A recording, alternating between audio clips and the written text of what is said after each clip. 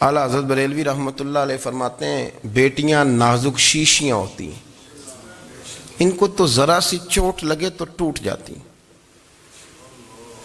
دیکھیں کتنا بڑا جملہ کہا بریلی کے امام، نازک شیشیاں ہیں، ذرا کوئی آدمی گمراہ کرتا ہے ذرا خراب کرتا ہے۔ اب دیکھیں نا، یہ جو بچیوں کو بچے مس گائیڈ کرتے ہیں، انہیں بڑے بڑے خواب دکھاتے ہیں، وہ بیچاری ماں باپ کو چھوڑ کے، بہن بھائی کو چھوڑ کے اس کے ساتھ شادی کرتی ہے، پھر جو اس کا بعد میں حشر ہوتا ہے، آپ ادلیاں نو سردار پہن تکے تے شرما والیاں نو چوٹے ڈولیاں دے۔ پھر وہ بیچاری ماں باپ رکھتے نہیں، وہ ظلم کرتا ہے تو کتنی بڑی تکلیف میں وہ بچی آ جاتی، نازک شیشی ہوتی ہے نا تو ٹوٹ جاتی۔ یہی حال اب جدید خواتین اور یہ جو کچھ اینکر پرسن ہیں، یہ اصل میں نا یہ آپ کو سیاست سکھاتے ہیں، لیکن یہ مادر پیدر آزاد لوگ ہیں، بالکل آزاد۔ یہ تو علماء شور نہ کریں، بات نہ کریں، گفتگو نہ کریں، مشائخ بات نہ کریں، اور یہ جو کچھ سنجیدہ اور دینی طبقہ ہے یہ کوئی شور نہ کرے، یہ تو روڈوں پہ ننگے ہو کے آ جائیں معاذ اللہ۔ خوفناک نظریہ رکھتے ہیں یہ لوگ، عورت کو کہتے ہیں تیرے حقوق ہم تجھے لے کے دیں گے۔ مثلاً وہ کون سا حق ہے جو تم نے لے کے دینا ہے؟ میرے نبی کریم صلی اللہ علیہ وسلم اس کو بیٹی بھی بنایا ہے، اس کو بہن بھی بنایا ہے، اس کو ماں بھی بنایا ہے، اسے بیوی کا عالی شان رتبہ بھی عطا فرمایا ہے۔ اور چونکہ بیٹی کا بھی حق بڑا بیان کیا جاتا ہے، بہن کا بھی، ماں کا بھی، اور بیوی کے معاملے میں لوگ سمجھتے ہیں کہ زیادہ بات نہیں کرنی چاہیے، شاید مسئلہ خراب ہو جائے۔ حالانکہ نبی پاک صلی اللہ تعالیٰ علیہ وسلم نے بیوی کے بارے میں پتہ کیا فرمایا؟ فرمایا جب تم نکاح کر لیتے ہو تو اپنا ایمان محفوظ کر لیتے ہو۔ اب میں اس کی شرح نہیں کرتا، اب خود کر لیجئے گا کہ وہ ایک ایسی شخصیت ہوتی ہے کہ جس کی موجودگی میں آپ کا ایمان محفوظ ہے۔ اب میں نہیں سمجھتا کہ اس سے بڑی بات کوئی اور ہو سکتی ہے، جس کی موجودگی میں آپ کا ایمان، اور بھئی یہ حدیث پاک عرض کر رہا ہوں، نکاح جب کوئی کر لے تو اس نے اپنا ایمان مکمل کر لیا۔ اس کا معنی یہ ہوا کہ آپ کا ایمان محفوظ ہے اس کی موجودگی میں، تو اس سے زیادہ بھی، یعنی ایمان سب سے قیمتی چیز ہے نا، تو اس کے محفوظ ہونے کی وجہ حضور نے نکاح بیان کر دی۔ تو اب میرا خیال ہے بی بی اگر کوئی اس سے بڑا حقوق مانگے گی تو بیوقوفی کرے گی۔ اتنا بڑا درجہ نبی کریم نے اسے عطا کر دیا، اتنا بڑا مقام دے دیا کہ تو خامد کے ایمان کے محفوظ ہونے کا ذریعہ بن گئی ہے۔ عورت کو جو حقوق رسول کریم صلی اللہ تعالیٰ علیہ وسلم نے عطا فرمائے، نبی پاک نے جو حقوق دیے، دیکھیں نا، حضرت عبداللہ ابن عمر رضی اللہ تعالیٰ عنہ کی اہلیہ بیمار تھی، تو جلدی جلدی سے وہ آئے، تو جب بہت جلدی ہو، سفر بڑا شدید تھا، تو آپ نے جلدی سے نماز ادا کی، جلدی سے چلے۔ آپ کے خادم کہنے لگے حضور خیریت ہے؟ فرمایا میری بیوی بیمار ہے۔ تو اس نے عرض کی حضور آپ کی اہلیہ بیمار ہے، تو آپ نے نماز بھی جلدی سے پڑھی، سفر بھی جلدی جلدی کیا۔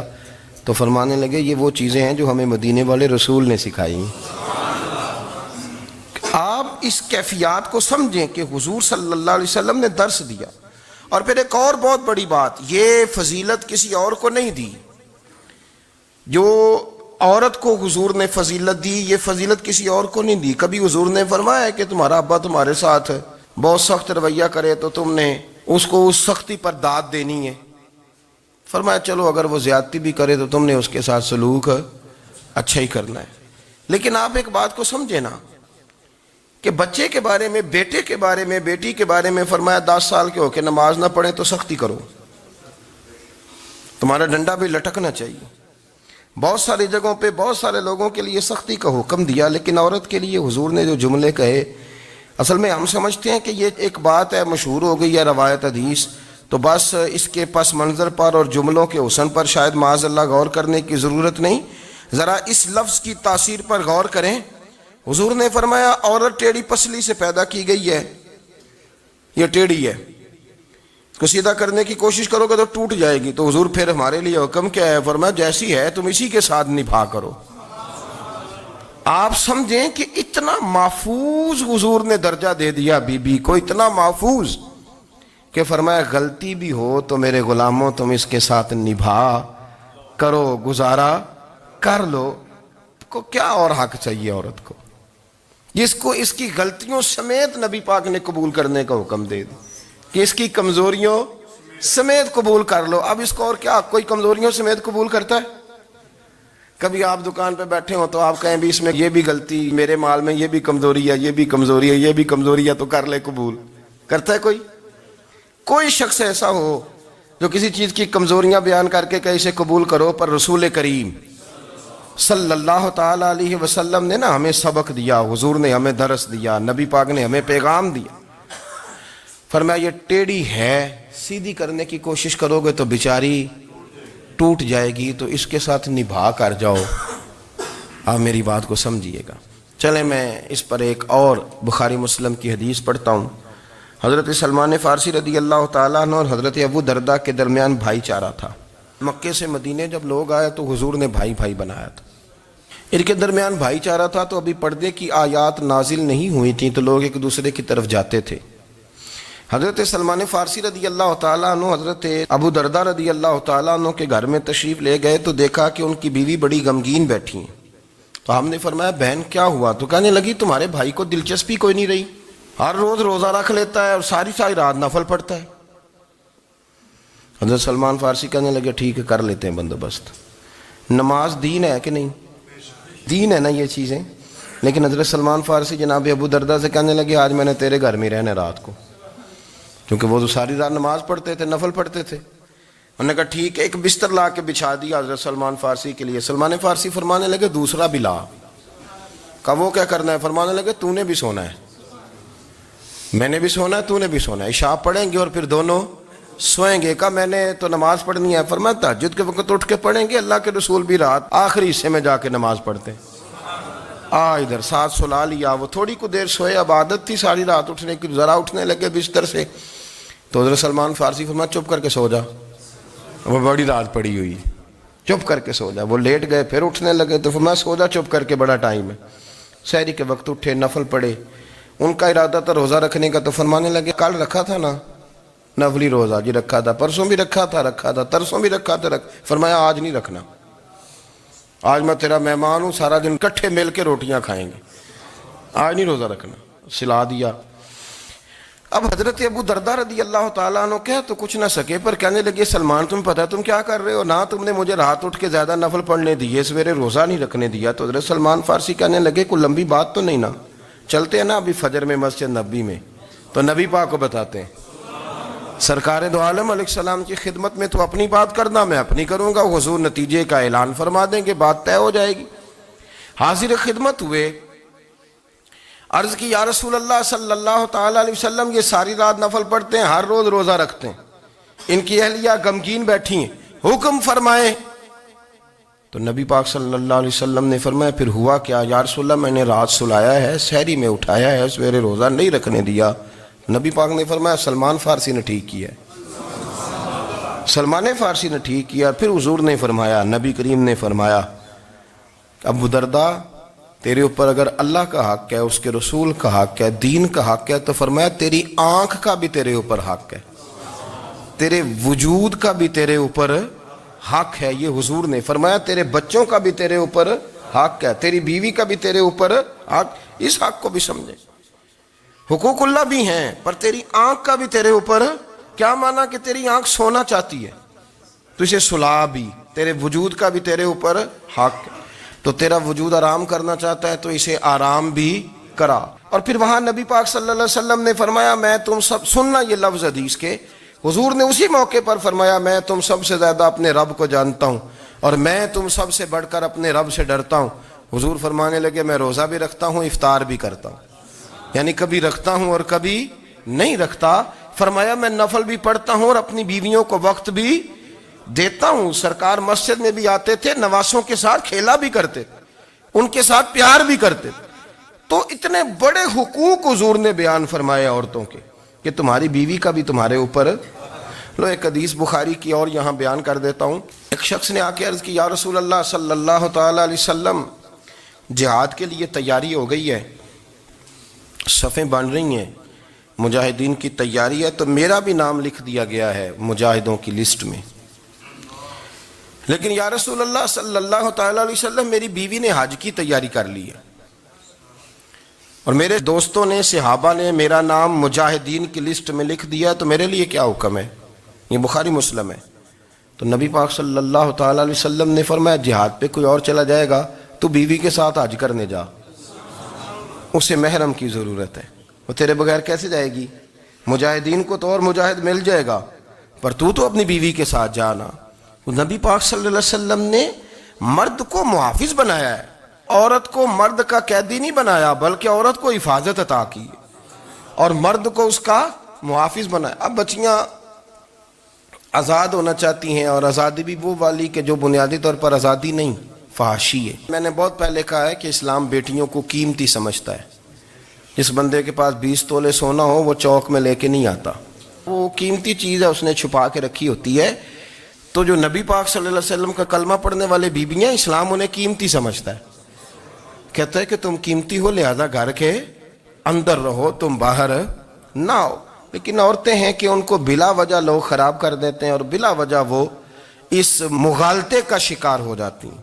اب آگے بڑھتے ہیں۔ قرآن مجید نے سورہ نور کی آیت نمبر 30 میں کہا کہ کل للمؤمنین یغضوا من ابصارہم، فرمایا کہ اے محبوب علیہ السلام مومن مردوں سے کہہ دو کہ اپنی نظریں جھکا کے رکھیں، اپنی نظریں۔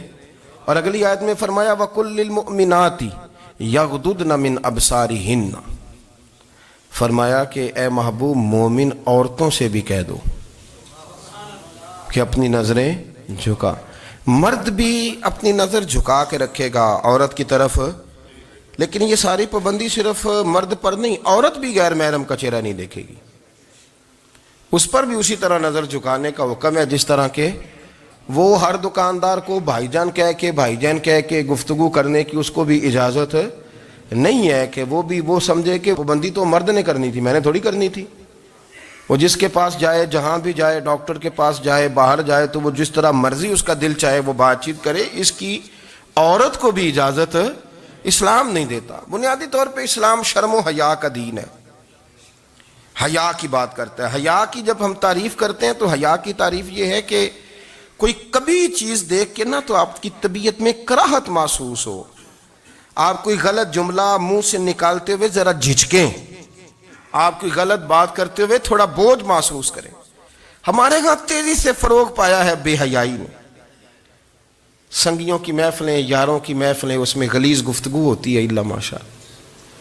جن دوستوں کو بڑی پاک صاف گفتگو کرنی چاہیے، دوستی کا رشتہ بڑا مقدس رشتہ ہے، جو یہاں ایک دوسرے سے پیار کریں گے جنت میں بھی اکٹھے داخل کیے جائیں گے۔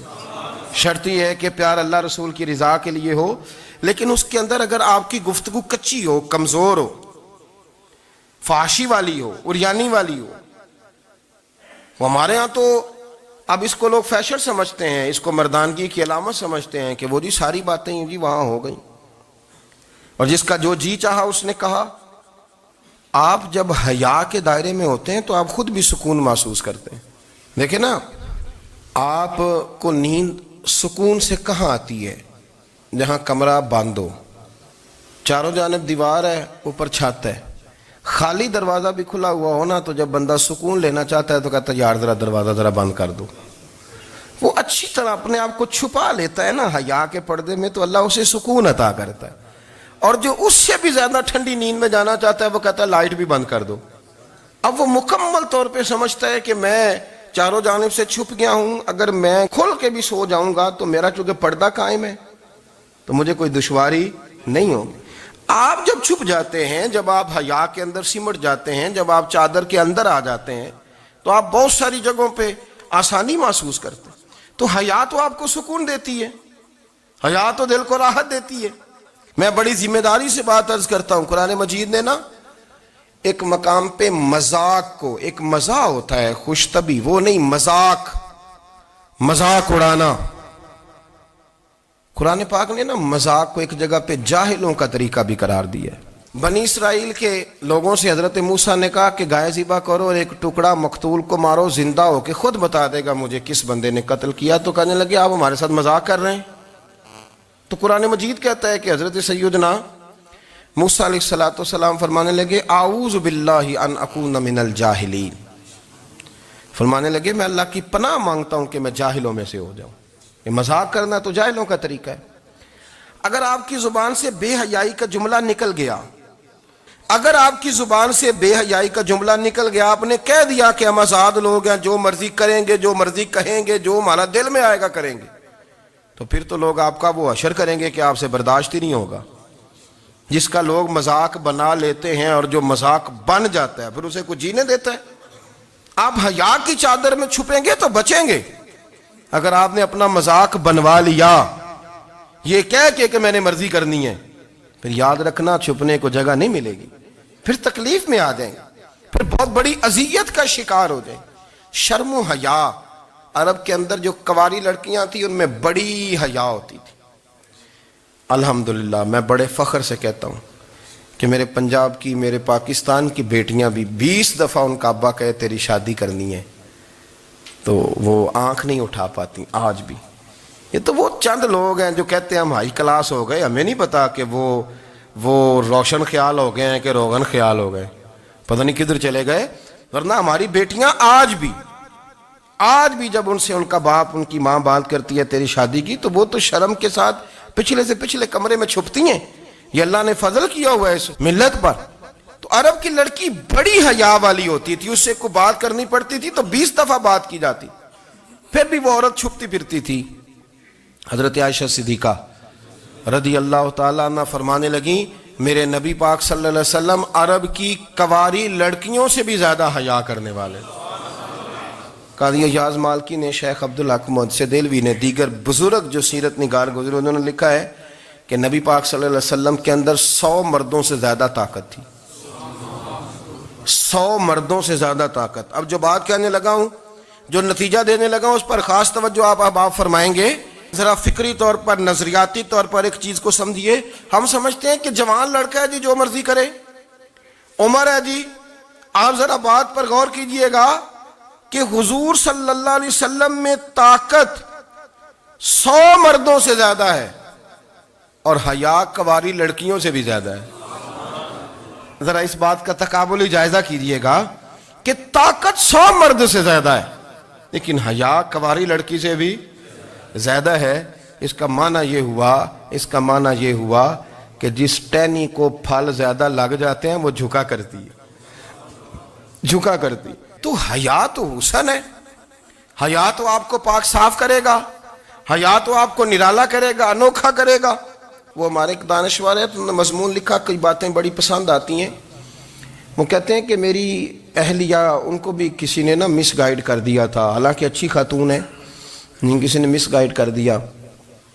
تو وہ بھی سماجی اور ویلفیئر اور یہ خواتین کو شوق ہوتا نا بننے کا، تو وہ بھی سماج کے اندر اچھا مقام تلاش کرنے کے موڈ میں آ گئی.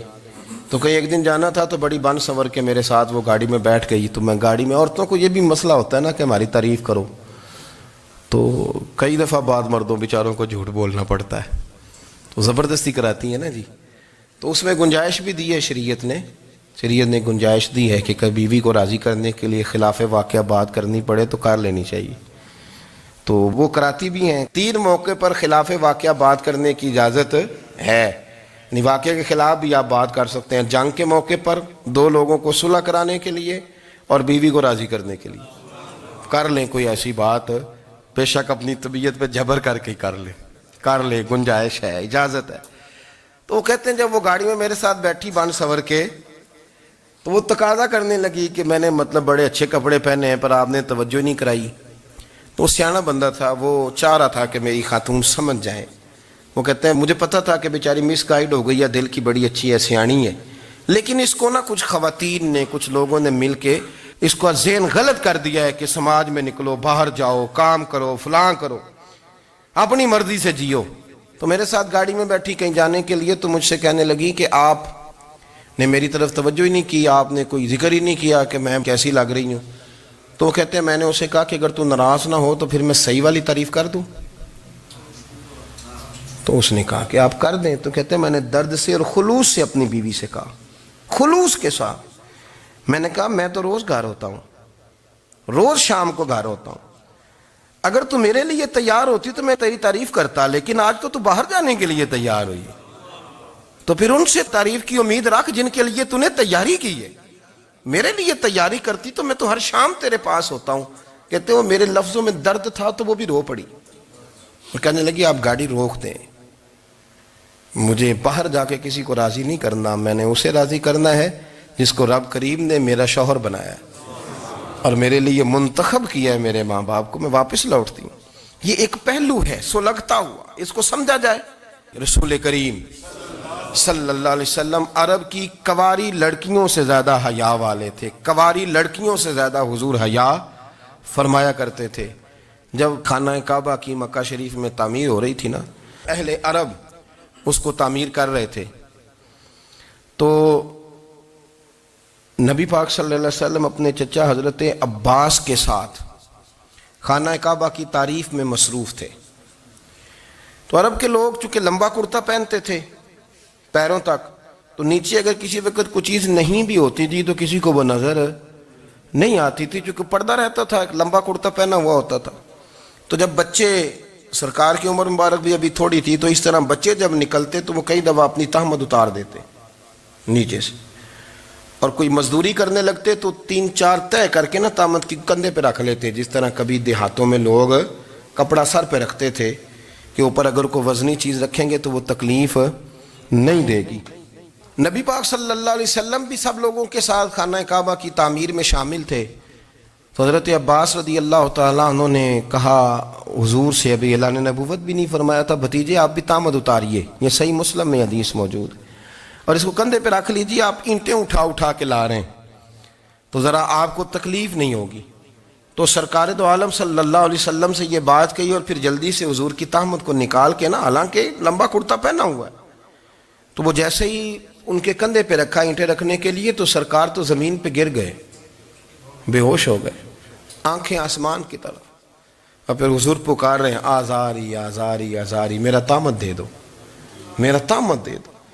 کبھی کوئی شخص اس وجہ سے بھی بے ہوش ہوا ہے کہ میرے وجود سے کپڑا اتر گیا ہے, حالانکہ سرکار پر وہ بے ہوشی بھی نبی پاک کا وہ جو غلبہ ہے نا شرم و حیا کا, اس کی وجہ سے ہو, ورنہ تو حضور فرماتے ہیں کہ میری آنکھیں سو جاتی ہیں, دل تو میرا اس عالم میں بھی جاگتا رہتا ہے.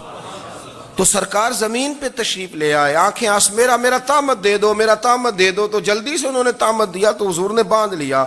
پھر طبیعت مبارک میں تسلی ہوئی, یعنی ہم اس رسول کے غلام ہیں کہ جن کے تو وجود سے کپڑا اتر جائے تو حضور برداشت نہیں کرتے, قبول نہیں فرماتے, تکلیف شروع ہو جاتی. لیکن یہاں نوجوان ہیں اور بڑا قد کاٹ ہے اور بڑے بڑے سمجھدار لوگ ہیں, گرمی آتی ہیں تو شارٹ کپڑے پہن کے گھومتے ہیں, ان کو خیال نہیں کہ یہ وہ والا لباس ہے جو باہر تو کیا گھر میں اماں کے سامنے نہیں پہننا چاہیے, بہنوں اور بیٹیوں کے سامنے نہیں پہننا چاہیے. آپ کی گفتگو میں شرم و حیا ہو, آپ کے لب و لہجے کے اندر حسن ہو. آپ کو پتہ ہے نبی پاک صلی اللہ علیہ وسلم نے فرمایا میری امت میں سب سے زیادہ حیا کرنے والے عثمان غنی ہیں, عثمان غنی سب سے زیادہ حیا کرنے والے. آپ فرمایا کرتے تھے جب سے حضور کا چہرہ دیکھا ہے میں نے کبھی اپنی شرمگاہ بھی نہیں دیکھی, میں نے آنکھوں کا وضو نہیں توڑا, اور جب سے حضور کے دست مبارک میں نے بیعت کے لیے سیدھا ہاتھ بڑھایا تو پھر سیدھا ہاتھ میں نے کبھی گندگی کو نہیں لگایا. حیا تھی. آپ باتھ روم کے اندر بھی غسل فرماتے تھے تو کپڑوں سمیت کرتے تھے. کسی نے کہا حضرت جی واش روم کے اندر کیوں نہیں کپڑے اتارتے؟ آپ فرمانے لگے باہر بندوں سے حیا کرتا ہوں, اندر جاتا ہوں تو رب سے حیا آنی شروع ہو جاتی, وہ تو دیکھ رہا ہے نا. تو میں جو بات آپ کی خدمت میں عرض کرنا چاہتا ہوں اس کو آپ سمجھیے گا میرے عزیز, کہ شرم والا مزاج, گفتگو بھی شرم والی, آنکھیں بھی شرم والی, لباس بھی شرم والا, دوستی یاری بھی شرم والی, بہت ساری ایسی باتیں. دیکھیں نا آپ ذرا, میں نے کہا کہ باتوں کو سن کے گزر نہ جایا کریں, اس کی گہرائی پر غور کریں. حضور علم کا سمندر ہے, سرکار سے زیادہ علم دنیا میں کسی کے پاس موجود نہیں ہے, اور صحابہ کو موقع ملا ہوا ہے اس سمندر سے فیض لینے کا. لیکن ان کی حالت یہ ہے کہ حضرت علی المرتضیٰ فرماتے ہیں 14 دن گزر جاتے, حضور سے کوئی سوال پوچھنا ہوتا تھا پر میں شرم کے مارے نہیں پوچھ پاتا تھا. 14 دن بخاری شریف میں موجود ہے. ایک دن نبی پاک صلی اللہ علیہ وسلم نے پوچھا صحابہ سے کہ وہ کون سا درخت ہے جس کے پتے نہیں گرتے, اور وہ درخت اس طرح ہے جس طرح مومن ہوتا ہے, وہ درخت میرے مومن کی طرح بتاؤ. حضرت عبداللہ ابن عمر فرماتے مجھے پتا تھا کہ وہ کھجور کا درخت ہے, لیکن چونکہ ابو بکر صدیق بھی بیٹھے ہیں، عمر فاروق بھی بیٹھے ہیں، مولا علی بھی بیٹھے ہیں، عثمان غنی بھی بیٹھے ہیں، اتنے اتنے جید لوگ بیٹھے ہیں، تو مجھے حیا آتی تھی کہ میں کیوں جواب دوں. کہتے ہیں سرکار نے کئی دفعہ پوچھا، لوگوں نے کئی اور درخت بتائے، پر فرمایا تمہارا جواب درست نہیں ہے. آپ حیا کے اس پہلو پر غور کریں کہ سوال کا جواب آتا ہے. سوال کا جواب یعنی مجھے سوال کا جواب آتا ہو پھر میں دوں نہ، مجھے بدعزمی نہ ہو جائے گی. یہ کیسے ممکن ہے کہ میری رات گزر جائے، مجھے پتا بھی تھا اور میں نے بتایا نہیں. بہت سارے لوگ آ کے بہت ساری باتیں بتاتے ہیں، بہت ساری باتیں وہ سمجھاتے ہیں، تو ہم غور سے ان کا چہرہ دیکھنے لگ جاتے ہیں، کہتے ہیں یار اس کا تو دعویٰ تھا کہ میں سمجھنے آتا ہوں، تو یہ تو ہمیں سمجھا رہا ہے. چلو الحمدللہ ہم سمجھنے کو تیار ہیں. لیکن میرے عزیز پتہ بھی ہے جواب کا، علم بھی ہے، لیکن فرماتے ہیں میری حیا نے مجھے اجازت نہ دی کہ میں جواب دوں. آپ فرماتے ہیں پھر حضور سے صحابہ نے عرض کی کہ یا رسول اللہ آپ ہی بتا دیں وہ درخت کون سا ہے. تو حضور نے فرمایا بھئی وہ کھجور کا درخت ہے.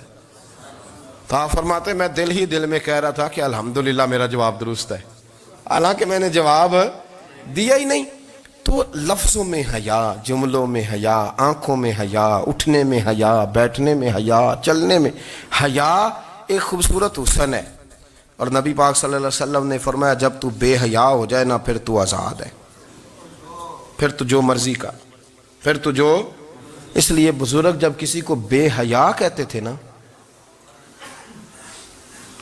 اللہ اکبر، اور جب کسی کو کہتے تھے نا یہ بے حیا ہے تو لوگ سمجھتے تھے کہ کوئی ہلکی سی بات کر دی ہے، لیکن ان کا معنی یہ ہوتا تھا کہ بس بھئی اب اس کے ساتھ کوئی کلام کرنے کی ضرورت ہے، اس کو اب اصلاح کی ضرورت نہیں، یہ بے حیا ہے. کیا معنی؟ کہ اب یہ جو اس کے دل میں آئے گا وہ کرے گا، جو اس کی طبیعت چاہے گی وہ کرے گا، اب یہ کسی پہلو بھی قابو آنے کو تیار بے حیا ہو گیا. بے حیائی بہت بڑا عیب ہے. اور جو لوگ کہتے ہیں کہ ہمیں بالکل آزادی ہونی چاہیے، ہمارا اپنا جسم ہے تو ہماری اپنی مرضی چلے گی. ایک وزیر صاحب ہیں، پتہ نہیں میں ان کو جانتا تو نہیں، انہوں نے سینٹ میں تقریر کی ہے، میں نے ان کی بات سنی ہے. اس نے کہا نہیں نہیں بھائی جسم رب کا ہے تو مرضی بھی تو رب کریم کی چلے گی، اور مرضی بھی یہ مرضی بھی اللہ کی. یہ مجھے تھوڑا سا مسئلہ ہے جسم پر، کبھی کبھی مجھے کثرت سفر سے الرجی ہو جاتی ہے.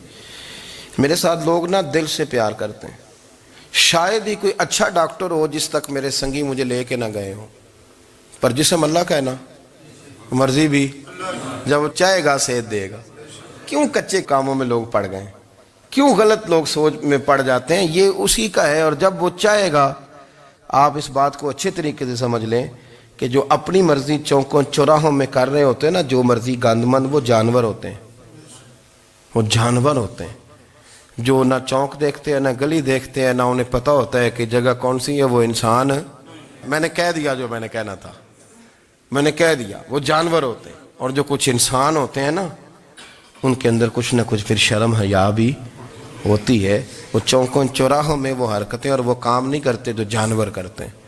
ان کے لیے بڑے پردے ہوتے ہیں، ان کے لیے بڑی باتیں ہوتی ہے، ان کے لیے بڑا کچھ ہوتا ہے. جو بالکل آزاد ہو جائے، کوئی پتہ نہ ہو کس وقت کیا کہنا ہے کیا کرنا ہے، تو پھر وہ دائرہ انسانیت سے خارج ہو جاتا ہے. ہم آپ کو کیا دعوت دیں؟ آپ تو وہ باتیں کر رہے ہیں جو اسلام کا انسانیت کے حق میں بھی ٹھیک نہیں. آپ تو وہ والی باتیں کر رہے ہیں جن کا انسانیت بھی تقاضا نہیں کرتی کہ یہ باتیں ہونی چاہیے. لیکن ایک بات، میں تو جذباتی نہیں ہوتا، میں بڑے غور سے چیزوں کو دیکھتا ہوں، سنتا ہوں. اور نہ میں ان موسمی مینڈکوں کی، وہ مجھے عاتق صاحب کہنے لگے جی بڑے بڑے مولوی ایک بندے کے ساتھ بیٹھے ہوئے ہوتے تھے اور وہ روزے میں بڑے بڑے درس دیتا تھا تو وہ بھی فلانی فلانی حرکتیں کر رہا ہے. تو میں نے کہا ہم نے تو پرانا کہا تھا کہ موسمی مینڈک ہے، تو پرانے کہہ رہے ہیں کہ اداکار ہے، تو وہ جہاں کاسٹ کریں گے وہاں وہ اداکاری کرے گا. آپ کسی مذہبی جگہ کر لیں تو وہاں کر لے گا، کہیں اور جگہ کریں گے تو ہم تو پرانا کہہ رہے ہیں. تو کسی کو کبھی سمجھ آتی ہے تو کسی کو کبھی اور جگہ جا کے سمجھ آتی ہے. ہم ان لوگوں سے پریشان نہیں ہوتے. کیوں؟ سن لیں، کوئی مایوسی نہیں. ان کے اندر جتنا زور ہے وہ لگائیں. یہ ملک بنا ہے رسول اللہ کے نام پہ، یہ اللہ نے تحفہ دیا ہے امت مسلمہ کو. یہ نبی پاک کے نام پہ بنا ہے تو یہاں جھنڈا بھی وہی والا بلند ہونا ہے جو مدینے والے رسول کا جھنڈا ہے، اور یہاں وہی کام چلے گا جو نبی پاک نے بیان فرمایا. تو اس طرح کئی لوگ آتے ہیں، وہ شور شار کرتے ہیں، چلے جاتے ہیں. اتنے نہ پریشان ہوا کریں، بہت سارے لوگ تو بیچارے اس قابل بھی نہیں ہے کہ ان کا نام لیا جائے. مطلب اتنا ہم ان کو اہمیت دے دیں، ان کا ذکر کریں، ان کا نام لیں، ان کی بات کریں، وہ بیچارے اس قابل ہی نہیں ہے. مطلب سٹیٹس ہی نہیں ہے ہمارا. اتنے فارغ ہیں ہم کہ اب جو بندہ آئے گا کہانی چھیڑے گا تو ہم چھیڑ جائیں گے. اور بھائی اللہ کا فضل ہے الحمدللہ تعالی، لوگوں نے بڑا شور کیا، اور بڑے زمانے سے دنیا شور کر رہی ہے، پر اللہ کے گھر مسجدیں بھری ہوئی ہیں. مسجدیں بھری ہوئی ہیں. ہماری بیٹیاں پردے کرتی ہیں، پردے کو پسند کرتی ہیں، وہ حجاب میں رہتی ہیں، وہ سمجھتی ہیں کہ ہمارا اصل حسن کیا ہے. تو یہ پراپوگنڈا پرانا چلا آ رہا ہے، اس کا اللہ کے فضل سے امت مسلمہ پہ نہ کبھی اثر ہوا ہے اور نہ کبھی ہوگا انشاءاللہ. اللہ تعالی ہمیں حق پر استقامت عطا فرمائے.